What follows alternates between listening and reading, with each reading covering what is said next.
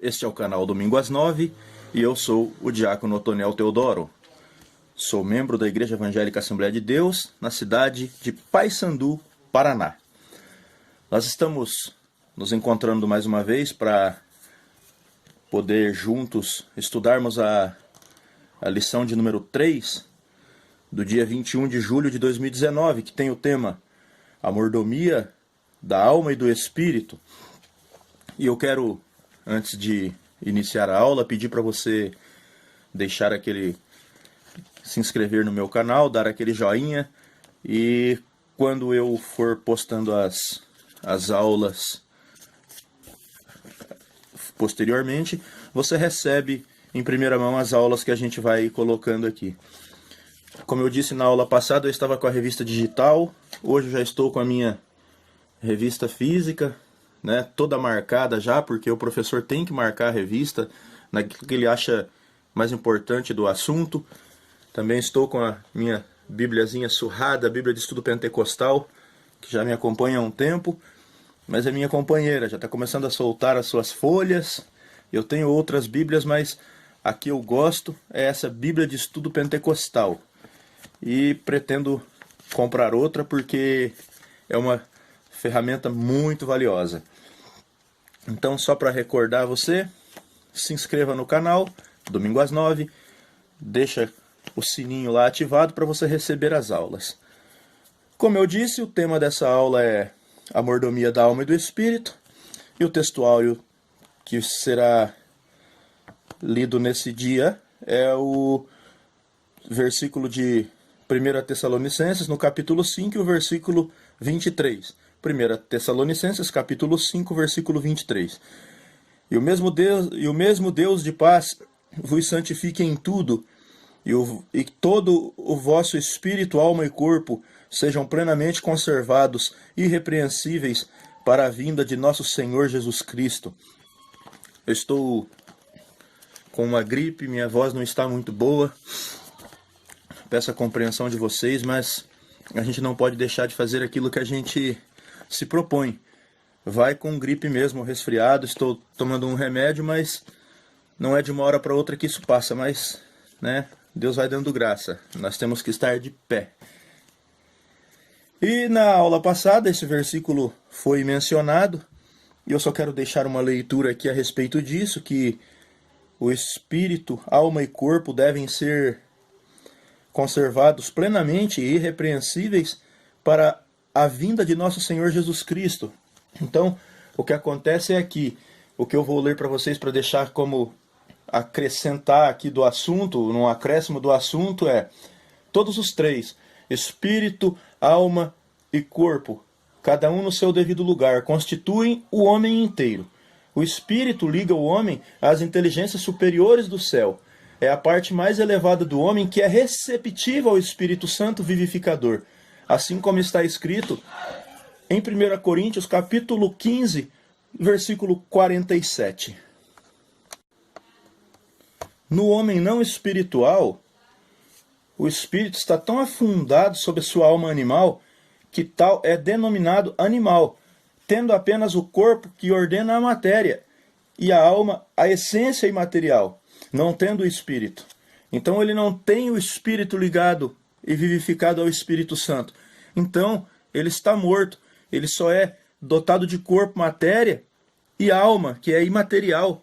O espírito, que é o espírito que é vivificado no homem que renasce quando ele se arrepende dos seus pecados, ele está morto. Então o que acontece é isso, ele está morto. Então o que acontece? O que o texto aqui diz?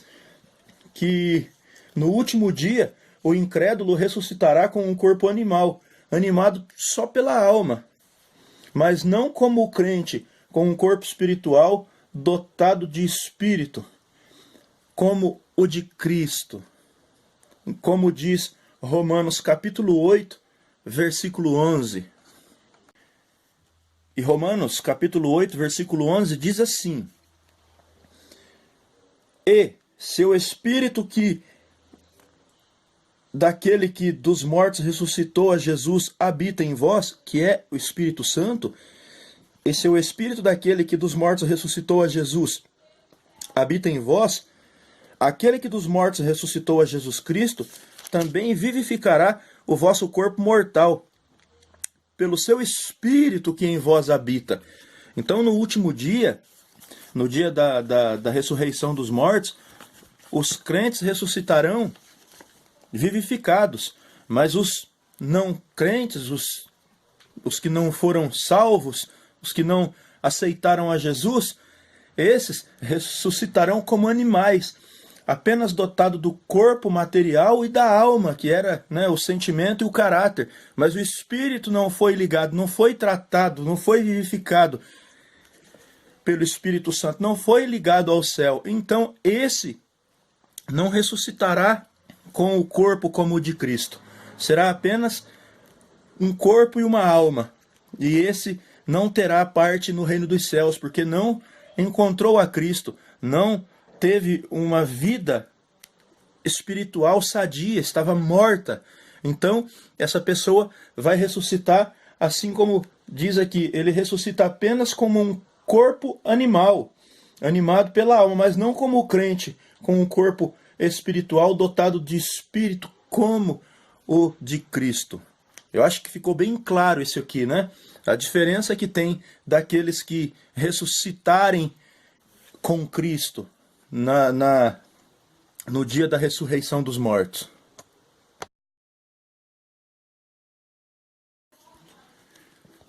A nossa verdade prática, ela diz assim: ao lado do corpo, a alma e o espírito devem estar preparados para a vinda do Senhor Jesus Cristo. Ela corrobora com o texto áureo, dizendo que ao lado do corpo, a alma e o espírito devem estar preparados para a vinda do Senhor Jesus Cristo. E como eu disse no primeiro vídeo que eu fiz nesse canal, que era um vídeo de preparação para o trimestre, eu disse que Deus não quer apenas o coração. Deus não quer que você entregue-se para o seu Filho Jesus Cristo apenas o coração. Deus quer que você chegue até Cristo, como diz esse versículo aqui: todo o vosso espírito e alma e corpo sejam conservados irrepreensíveis para a vinda de nosso Senhor Jesus Cristo. Então não é apenas uma parte. Eu dizer assim, se eu entrego o meu espírito a Deus, a Jesus Cristo, eu faço o que eu quiser com o meu corpo. Não é verdade. A verdade prática, né, que é um pensamento do escritor da revista, que está amparado nesse versículo, também diz, né, respaldada no versículo, diz: ao lado do corpo, a alma e o espírito devem estar preparados para a vinda do Senhor Jesus Cristo. Então, o que é que acontece? Nós devemos ler um texto e trazer a interpretação desse texto para linhas escritas por nós, ou aqui escrita pelo escritor da revista, corroborando com o nosso pensamento, né? Tiramos da Bíblia, extraímos da Bíblia aquilo que vai nos fazer pensar de uma forma melhor aquilo que a Bíblia quer passar. E aqui a verdade prática é isso, é um pensamento tirado de dentro do versículo. E isso não é errado, isso não é heresia, isso não é nada. Isto é apenas concordando com aquilo que a palavra de Deus fala. E aí nós trazemos isso de um modo muito prático para a nossa vida, né? Ao lado do corpo, da alma e do espírito devem estar... Ao lado do corpo, a alma e o espírito devem estar preparados para a vinda do Senhor Jesus Cristo.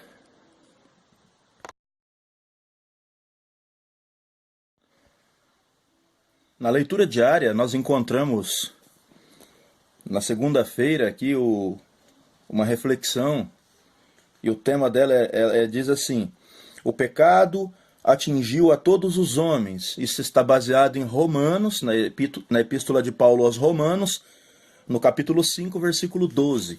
E o que esse texto diz é: pelo que,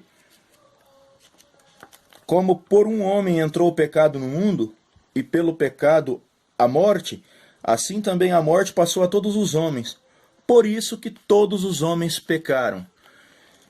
Então, a Bíblia fala que todos pecaram. E a gente encontra na vida, muitas vezes, algumas pessoas dizendo que são justas, que não merecem ser chamados de pecadores, de disso e aquilo, porque elas são justas, porque elas fazem coisas e elas praticam o bem e elas estendem a mão para o próximo, mas na justiça de Deus, né? Ele criou o homem e através daquele homem, todos os homens e mulheres nasceram a partir de Adão. Então todos vêm com ramificação de pecado, de homem para homem, um após o outro. Então a raça humana pecou, a raça humana estava sobre a carga do pecado, sobre o jugo do pecado. Então não tem ninguém mais santo que o outro. A Bíblia é muito clara como está escrito aqui, porque todos pecaram, por isso todos pecaram. Por um homem entrou o pecado no mundo, e com o pecado a morte. Então todos os homens estavam debaixo desse castigo, estavam debaixo dessa maldição imposta pelo pecado. Não tem como fugir, por causa das boas feitas que eu faço, das boas obras, porque eu estendo a mão para alguém, eu me justifico. A única justificação que nós temos é o que fala daqui a pouco. E nós vamos chegar lá. Porque na terça, o versículo que é estudado na terça é Eclesiastes, capítulo 7, versículo 20. E tem um tema assim: e não há homem que não peque. E o que esse versículo diz, Eclesiastes capítulo 7, versículo 20, diz assim: na verdade, não há homem justo sobre a terra que faça bem e nunca peque. Então, é um erro a pessoa dizer que não tem pecado, é um erro a pessoa dizer que não pecou, é um erro a pessoa dizer que as suas boas obras encobrem as suas feitas, né, os seus feitos. Não, não há homem que justo sobre a terra, que faça bem e nunca peque. Nós somos passivos a erro. Mas o que vai acontecer, nós vamos estudar daqui a pouco. Aí nós encontramos aqui na quarta-feira, o estudo de quarta-feira, que está... O tema diz assim: o sangue de Cristo nos purifica de todo o pecado. E isso é respaldado por 1 João, capítulo 1, versículo 7. Vamos ler esse versículo, que diz assim: mas, se andarmos na luz como ele na luz está, temos comunhão uns com os outros, e o sangue de Jesus Cristo, seu Filho, nos purifica de todo o pecado. Então o que acontece é o seguinte: eu achei interessante e resolvi, né, eu quis pautar isso nesse vídeo, que fala aqui, ó, na segunda-feira fala que o pecado atingiu a todos os homens.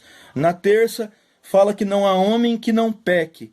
Mas na quarta vem um refrigério para as nossas almas, que o sangue de Jesus Cristo nos purifica de todo o pecado, se andarmos na luz, né? Então tem algo a ser feito para que possamos ser alcançados por ele, né? Então, ó, olha lá: se andarmos na luz como ele na luz está, ou seja, temos que andar na luz porque ele está na luz. Nós temos que ser parecidos com ele, nós temos que andar com ele, nós temos que querer em nós ser igual a ele. Então, se andarmos na luz como ele na luz está, temos comunhão uns com os outros. E o sangue de Jesus Cristo, seu Filho, nos purifica de todo o pecado. Andar na luz significa crer na verdade de Deus, conforme revelada na sua palavra, e esforçar sincera e continuamente por sua graça, para cumpri-la por palavras e obras. O sangue de Jesus Cristo, seu Filho, nos purifica de todo pecado, refere-se à obra contínua da santificação dentro do crente e à purificação contínua pelo sangue de Cristo dos nossos pecados involuntários. É provável que aqui João não esteja pensando nos pecados deliberados contra Deus, já que está falando em andar na luz. Essa purificação contínua propicia a nossa íntima comunhão com Deus. Texto extraído que eu li da Bíblia de Estudo Pentecostal, né? Então, se nós andarmos na luz, este trabalho contínuo de purificação do sangue de Jesus vai nos purificando dos nossos pecados involuntários. Não aquelas coisas premeditadas que nós elaboramos, né, aquelas coisas dolosas que nós viermos a praticar, mas aquelas coisas involuntárias que nós fazemos no dia a dia. A continuidade do trabalho do sangue de Jesus em nossas vidas nos purifica. Porque se nós andamos na luz, nós não estamos pecando deliberadamente, mas temos os nossos erros diários, né? As coisas que praticamos no dia a dia pelo ser homem, pelo ser eu, pelo ser humano, que é falho. Então o que acontece é isso. Nós somos purificados pelo sangue de Jesus Cristo, seu Filho, continuamente, através da obra do Espírito Santo de Deus que habita dentro de mim e de você.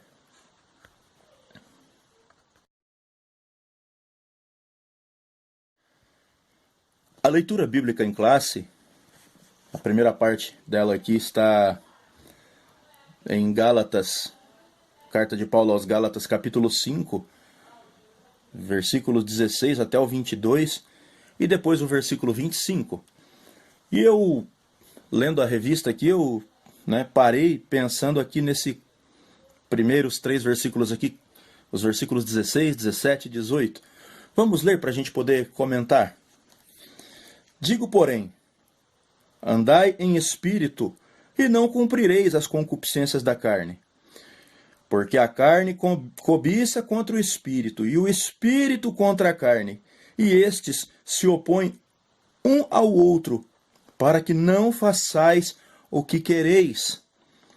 Mas se sois guiados pelo Espírito, não estáis debaixo da lei. O que eu quero colocar aqui é aquela guerra espiritual. É aquela guerra que acontece da carne contra o Espírito. Se você der lugar para o Espírito, a carne fica mortificada. Se você der espaço para a carne, o Espírito de Deus não vai habitar em você. Então você não vai estar vivificado pelo Espírito. Então o que acontece aqui é uma luta. Existem aquelas comparações para qual cachorro eu dou mais alimento, se é para o cachorro branco ou se é para o cachorro preto. Se eu alimento o cachorro branco, o cachorro preto fica fraco.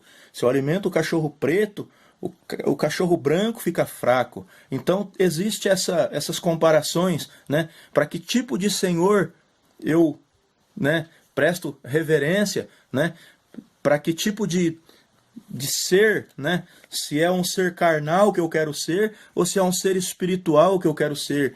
Se eu dou lugar para as obras da carne, eu serei terreno. Se eu dou lugar para as obras do Espírito, eu serei celestial. Então eu penso nas coisas do céu quando eu dou espaço para o Espírito atuar na minha vida. Aí eu começo a pensar nas coisas que são daqui quando eu dou espaço para a carne agir em meu ser.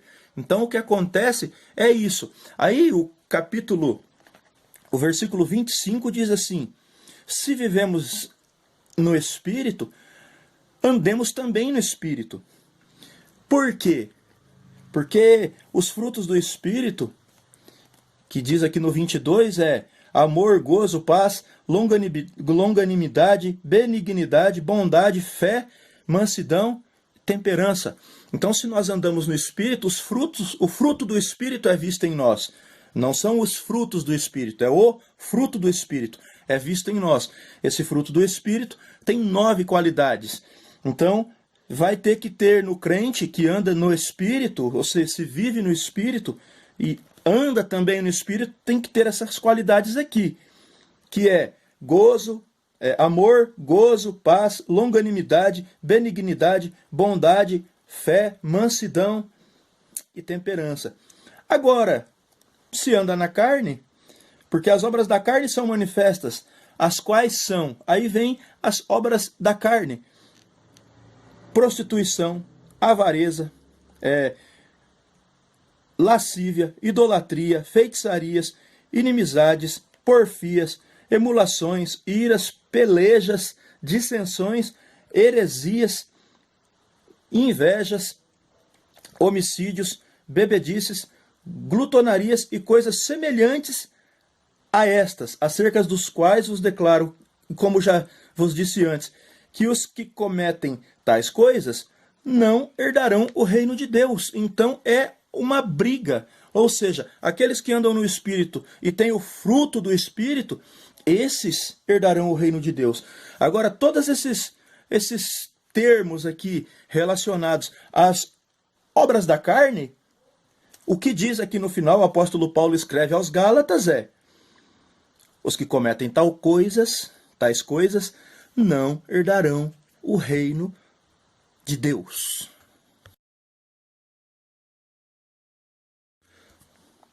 A introdução da lição diz assim: para ser mordomo da alma e do espírito, o homem necessita, antes de tudo, da fé em Deus, da entrega incondicional a Cristo Jesus e da ação poderosa do Espírito Santo na sua mente, pensamento e maneira de viver diante do Criador. Para isso, é preciso ser nova criatura. Assim, além de conservar o corpo, precisamos conservar a alma e o espírito. É o que veremos nessa lição.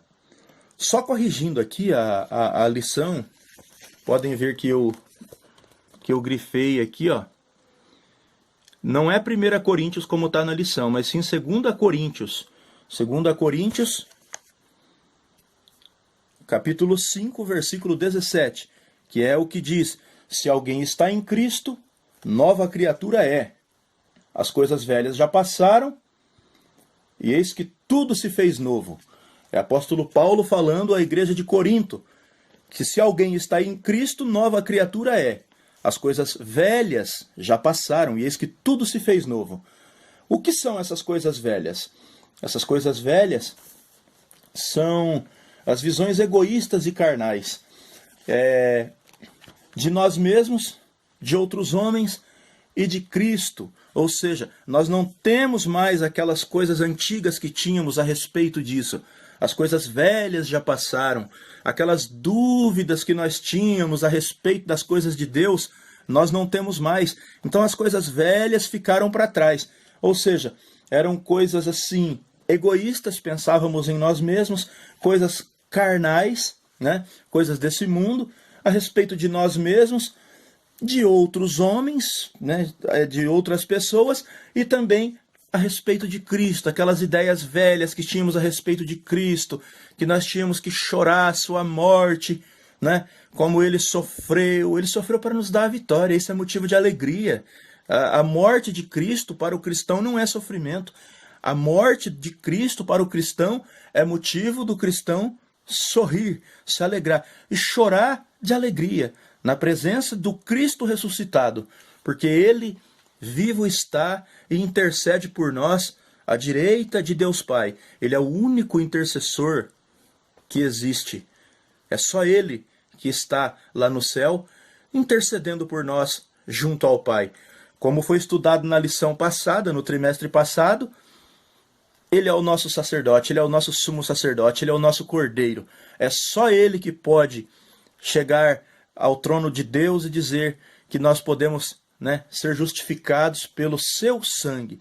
Porque ele, como sacerdote, como sumo sacerdote perfeito e como cordeiro perfeito, ou seja, como ofertante e como sacrifício perfeitos, ele se ofereceu por nós. Ele se ofertou por nós como ele mesmo sendo a oferta. Então, ele é o único intermediador, como o apóstolo Paulo escreve na carta a Timóteo, que existe só um intermediador entre Deus e os homens, Jesus Cristo, o homem.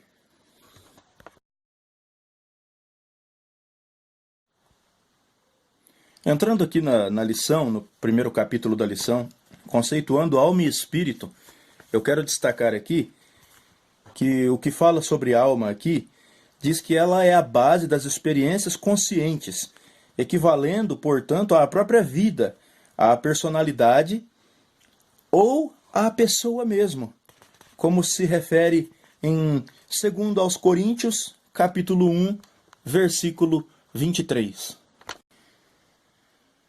Em 2 Coríntios, capítulo 1, versículo 23, o apóstolo Paulo diz assim: invoco, porém, a Deus por testemunha sobre a minha alma. Ou seja, ele coloca aqui que Deus viesse a ser testemunha, que ele viesse a ser testemunha sobre a vida dele. Ou seja, ele invocava a Deus por testemunha sobre a sua alma. E essa alma aqui é como se fosse a própria vida de Paulo. Então, é isso que quer dizer. Quer dizer que o apóstolo Paulo ali coloca alma e vida na mesma situação. A alma é a vida. Ou seja, aquilo que você faz é com a alma. Aquilo que você pensa é com a alma. Aquilo que você exerce é com a alma, é com a sua vida. Porque o corpo é matéria e o espírito é aquele seu sentimento que te aproxima de Deus. É aquele sentimento que te aproxima de Deus. Porque esse é aquilo que Deus colocou no homem, né? O seu espírito, né? A sua essência. Mas ele deu ao homem uma personalidade. E isso é a vida do homem, a alma do homem. Então, separando as coisas como o corpo, que é matéria, a alma, o imaterial, que a gente pode conceituar aqui também o caráter do homem, e o espírito, que é de Deus, que liga o homem ao céu, que liga o homem ao seu Criador. Então, o que o apóstolo Paulo coloca aqui nesse versículo de 2 Coríntios, capítulo 1, versículo 23, e a alma é vida. Então, isso não fica com nenhuma dúvida a respeito desse assunto. Também o escritor da revista coloca aqui, escrevendo dessa forma: assim, o texto bíblico de Levítico 17, do 10 ao 15, revela uma diversidade de sentidos para a palavra alma. A pessoa física, né, como fala no versículo 10, a vida de um animal, como fala no versículo 11, a vida de uma pessoa, que também fala no versículo 11. Do ponto de vista teológico, a alma é a sede das emoções e dos sentimentos. Conforme Jesus expressou num contexto de angústia: a minha alma está profundamente triste até a morte. Como ele diz isso em Marcos, capítulo 14, versículo 34. Ou seja, ele estava com um sentimento tão triste que parecia que estava à morte. Então, a vida e a alma, elas são a mesma coisa ali, têm o mesmo sentido quando fala a vida e quando fala alma. É a mesma coisa.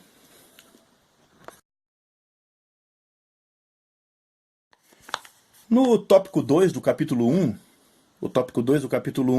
tem o tema A Origem da Alma. E eu vou ler aqui para que a gente possa chegar a um entendimento. A alma está unida ao espírito e, por isso, é humanamente impossível separá-los. Só a palavra de Deus pode fazê-lo, como está escrito em Hebreus capítulo 4, versículo 12. Assim, tanto a alma quanto o espírito constituem a parte imaterial do ser humano. Em relação à origem da alma, há pelo menos 3 teorias que tentam explicá-la. É a teoria da pré-existência, a teoria do criacionismo e a teoria da participação.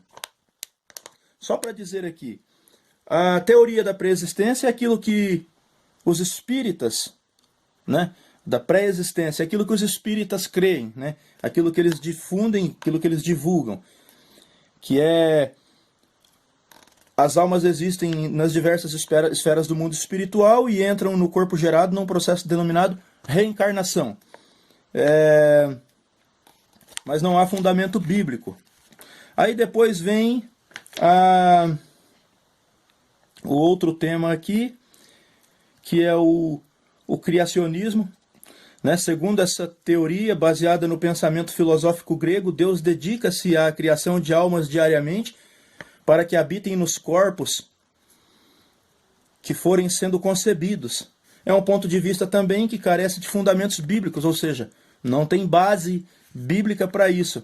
E aí tem a teoria participativa. É a teoria expressa que Deus dá a vida a toda gente, a toda pessoa gerada, de acordo com as leis da reprodução biológica geradas por ele. Assim, o homem e a mulher geram um novo ser com a cooperação divina. É uma visão que tem base na Bíblia e que está harmonizada com a palavra de Deus. Fala o Senhor, o que estende o céu, que funda a terra, que forma o espírito do homem dentro dele, como diz Zacarias capítulo 12, versículo 1, parte B.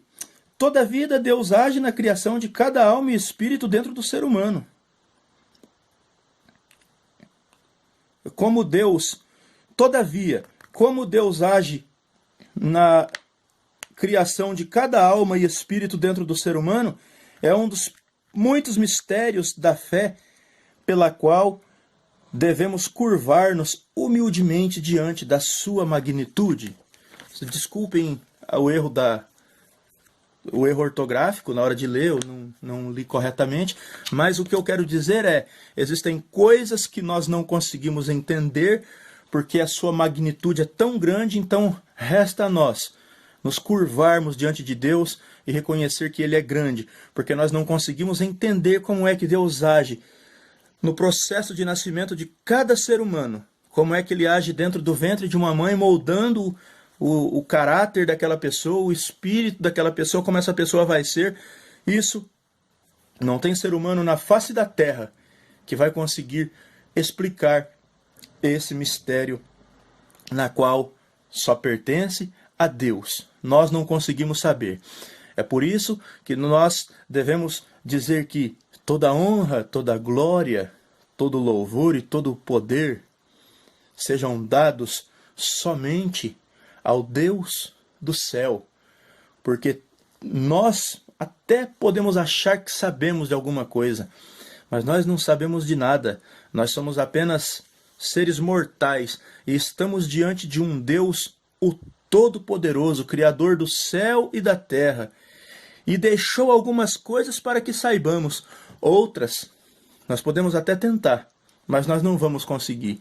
Por isso, eu me rendo diante desse Deus maravilhoso. Ele é poderoso. Eu sou falho, sou fraco, sou pó. Eu dependo dele, você depende dele, nós dependemos dele para estar de pé. No dia que ele, dentro dos seus desígnios, dentro do seu querer, quiser nos tirar daqui, não existe nada que faça que nós continuemos aqui se não for da vontade de Deus. Então existem mistérios que só Deus sabe. Então é por isso que nós devemos nos curvar diante dele e dizer que a honra, a glória e o louvor sejam dados ao nosso Deus, ao Deus Todo-Poderoso, aquele que criou tudo aquilo que nós vemos e aquilo que nós não vemos, aquele que sabe aquilo que nós sabemos e também sabe aquilo que nós não sabemos, porque aquilo que está nu e patente aos nossos olhos foi porque Ele permitiu. Aquilo que nós não conseguimos ver, e existem coisas misteriosas que só o nosso Deus sabe.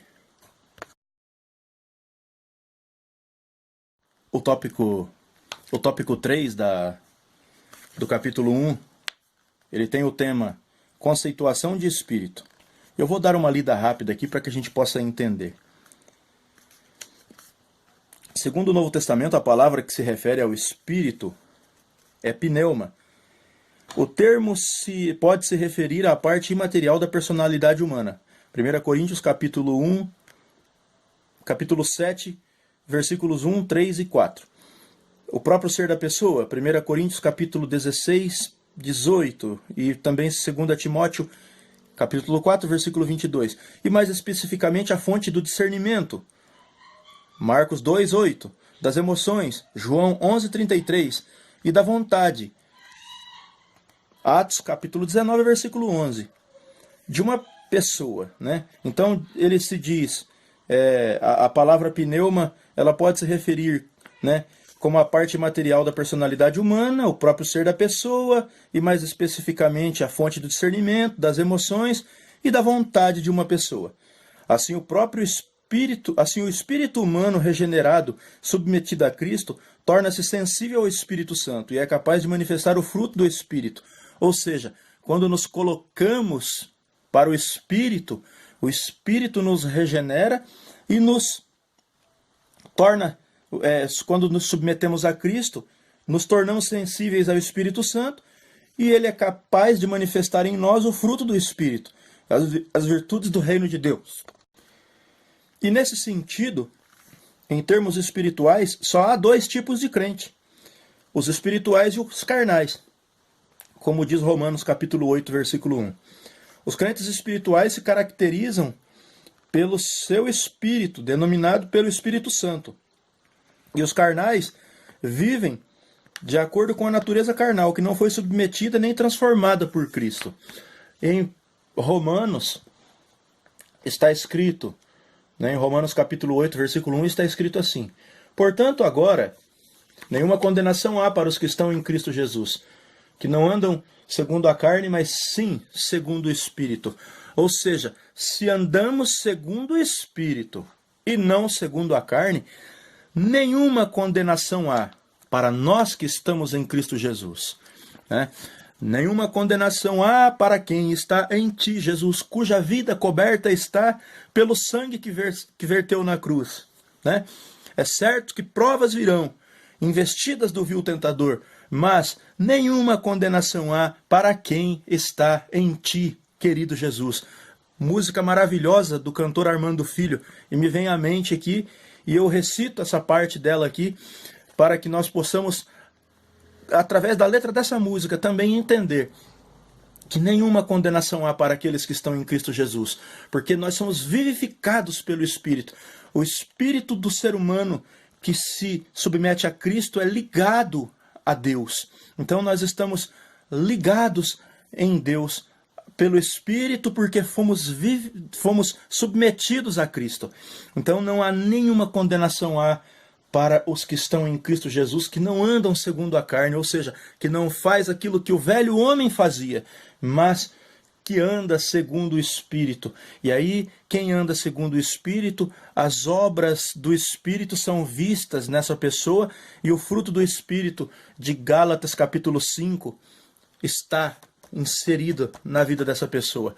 Portanto, para esse tipo de pessoas, para esse tipo de crente, nenhuma condenação há, porque ela está em Cristo Jesus.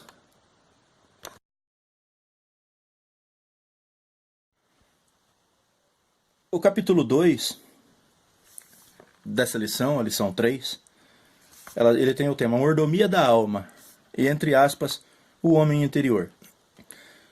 Tópico 1 aqui é a tricotomia do homem.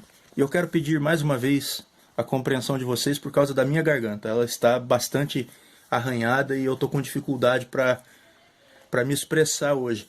Mas nem por isso eu vou deixar de cumprir a minha missão. Eu tenho um compromisso de falar a respeito da escola dominical, que é aquilo que a gente se propõe a fazer a obra de Deus. E eu tenho em mente que uma gripe, um resfriadinho não vai tirar a minha vontade de fazer, e eu vou fazer e espero conseguir terminar. Eu espero que os irmãos entendam e que os irmãos orem por nós, que as lutas são tantas. A tricotomia do homem. Afirmamos que o ser humano é um ser tricotômico, ou seja, Deus o constitui de 3 partes, conforme revela-nos a sua palavra. E todo o vosso espírito e alma e corpo, assim, né, como está escrito em 1 Tessalonicenses capítulo 5, versículo 23. O corpo, a parte material, refere-se ao homem exterior, que é o que vemos, né, que é o corpo, né, a matéria, esse que é feito do pó. Já o conjunto imaterial, formado pela alma e pelo espírito, que é envolvido pelo corpo, a Bíblia denomina-o de homem interior, conforme as palavras do apóstolo Paulo. Porque segundo o homem interior tem o prazer na lei de Deus, como diz em Romanos capítulo 7, versículo 22. E em Romanos capítulo 7, versículo 22, o apóstolo Paulo diz: pois quanto ao ser interior, tenho prazer na lei de Deus. Ou seja, isso também pode ser dito do fundo do meu coração. Segundo a tradução, pode ser dito do fundo do meu coração. A palavra aqui traduzida é deleite, e do fato mais forte do que consentimento, mas ambos expressam um estado de espírito e coração ao qual o homem não regenerado é um estranho. Ou seja, o homem não regenerado não consegue entender e aceita com estranheza aquele que é regenerado, aquele que tem seu homem interior que a alma e o espírito vivificada pelo Espírito Santo, porque se submeteu a Cristo. O homem não regenerado vê isso com muita estranheza, da gente poder dizer que somos nova criatura, que o pecado já não habita, né, já não impera mais em nossa vida. E aí o homem acha isso uma coisa muito estranha e não consegue entender. Mas isso aí são coisas de Deus, não é nossa, isso aí é coisa de Deus. Nós não conseguimos traduzir isso, e o homem muitas vezes não entende, mas é Deus quem faz isso, ele nos faz nova criatura, daí se alguém está em Cristo, nova criatura as coisas velhas já passaram, isso que tudo se fez novo, mas o homem não regenerado não entende isso. Então, essa dificuldade para ele entender as coisas de Deus, né? Nós podemos ver isso também lá em João, né? No João capítulo 3, que Nicodemos só entendia de coisas aqui da terra, ele não entendia das coisas de Deus. Então, né, Jesus fala com ele e ele entende bulhufas, né? Ele não consegue compreender aquilo que Deus, que Jesus Cristo estava falando com ele. Então, existem coisas que soam como estranho para aqueles que não são regenerados. Mas nós que estamos em Cristo, como diz esse versículo 7, esse capítulo 7, versículo 22 de Romanos, que o homem interior, o meu homem interior, regenerado e vivificado pelo Espírito, submetido a Cristo, tem prazer na lei de Deus. O tópico 2, a mordomia da alma, diz que a Bíblia declara que a alma do homem, assim como o espírito e o corpo, devem ser conservada e irrepreensível para a vinda do Senhor Jesus Cristo. Essa é a essência da mordomia da alma. Cada crente deve manter íntegra e irrepreensível até a vinda de Cristo, né? Alguns aspectos porém, devem ser considerados na mordomia da alma. Primeiro, a necessidade da alma. Essa necessidade aqui inclui a emoção e pode ser satisfeita no relacionamento com Deus. A alma precisa do refrigério espiritual e da presença divina. Como diz o Salmo 23, do 1 ao 3. O Senhor é meu pastor, nada me faltará. Deitar-me fazem verdes pastos. Guia-me mansamente às águas tranquilas. Refrigera a minha alma. Né? Então, a necessidade da alma é encontrar o refrigério espiritual da presença divina. E nós vamos encontrar. Mas isso é uma coisa que a alma necessita. Nós encontramos isso em Deus.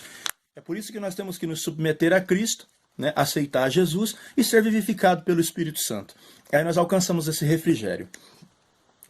A segunda parte aqui é a santificação da alma.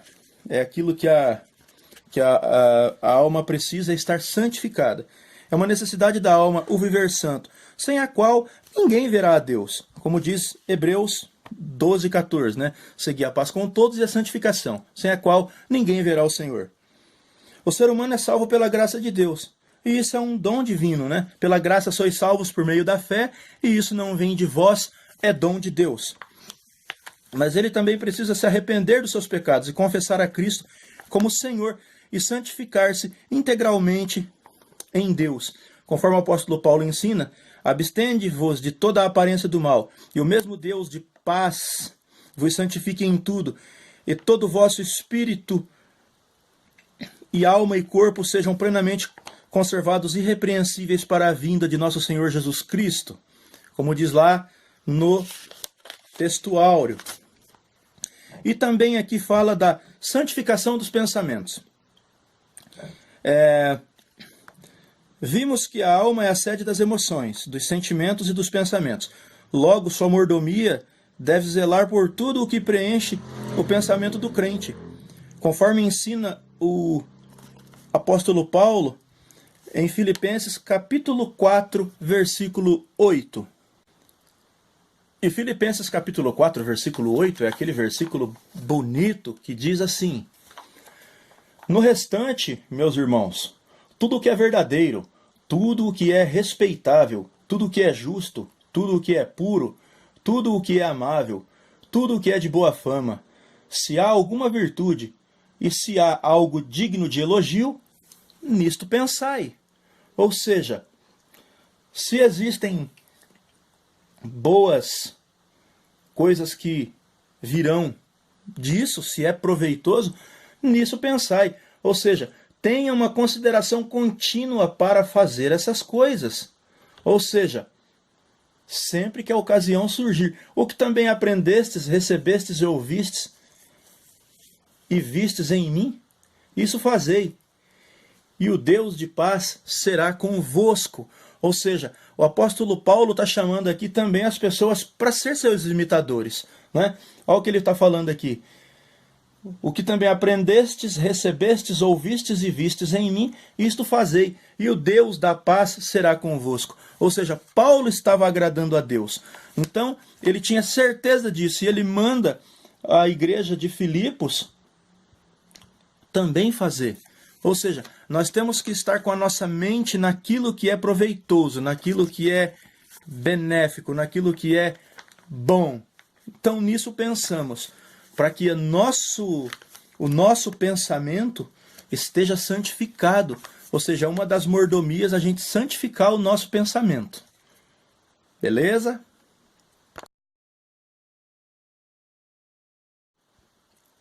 Agora estamos caminhando para o terceiro capítulo da lição, já finalizando essa videoaula.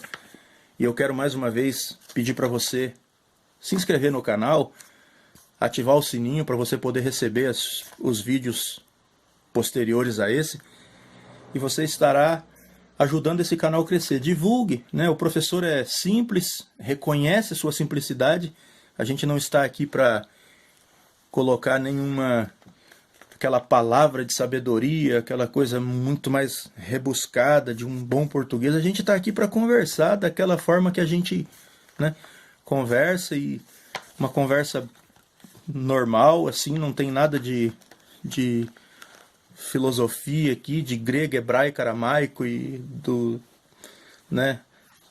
das tantas coisas que tem lá na semântica, né? Então a gente está aqui na simplicidade, a gente quer apenas comentar a revista da Escola Dominical.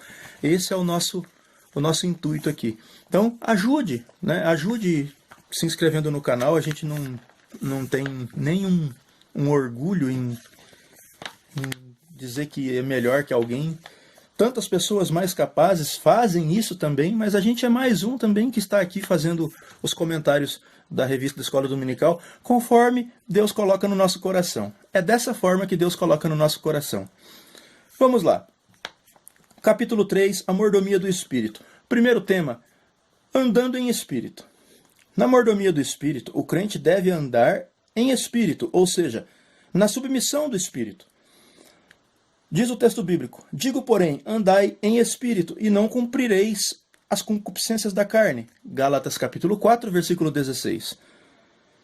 Andar em Espírito é viver em obediência à direção do Espírito Santo, em todas as áreas da vida.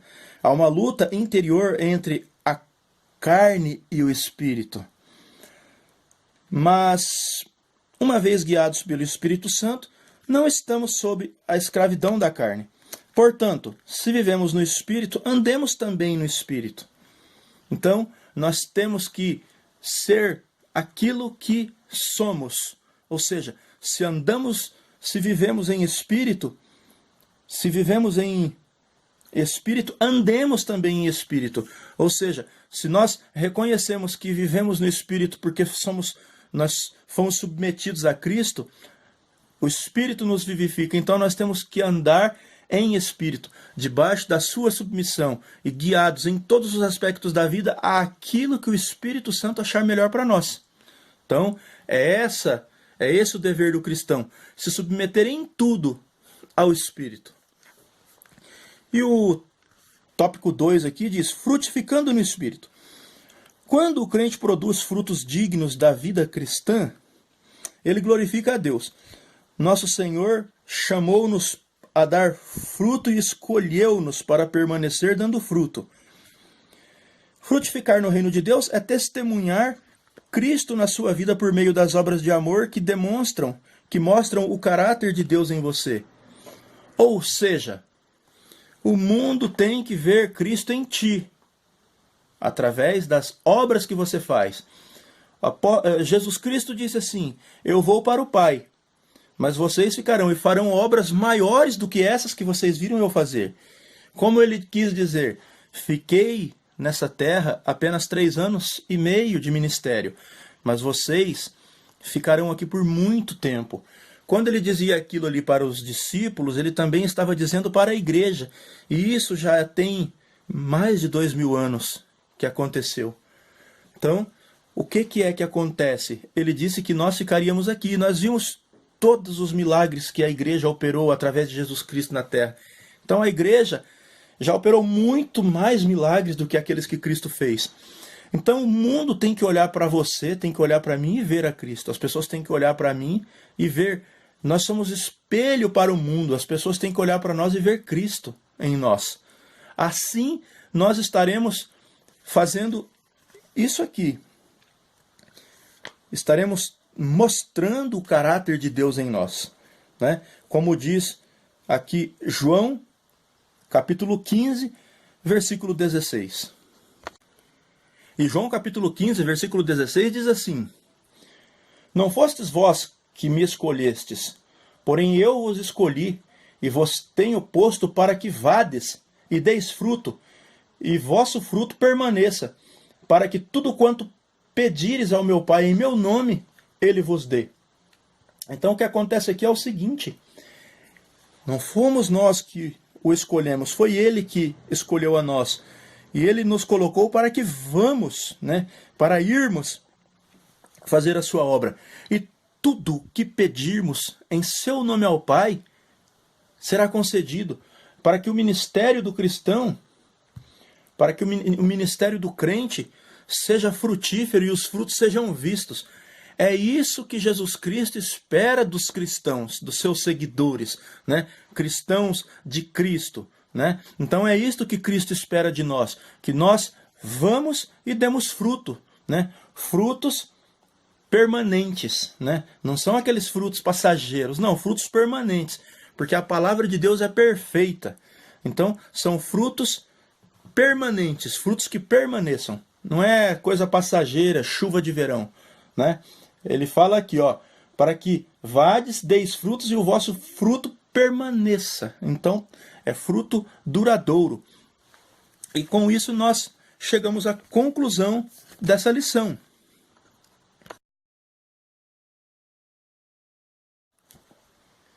E a conclusão dessa lição diz assim: a mordomia da alma e do espírito, juntamente com a do corpo, completa a conservação integral do crente. Zelar pela nossa integridade e exterioridade diante de Deus é reconhecer que o Pai quer dominar tudo em nós, e não somente partes da nossa vida. Ou seja, Ele nos quer como um todo, por inteiros. Se não for assim, não é.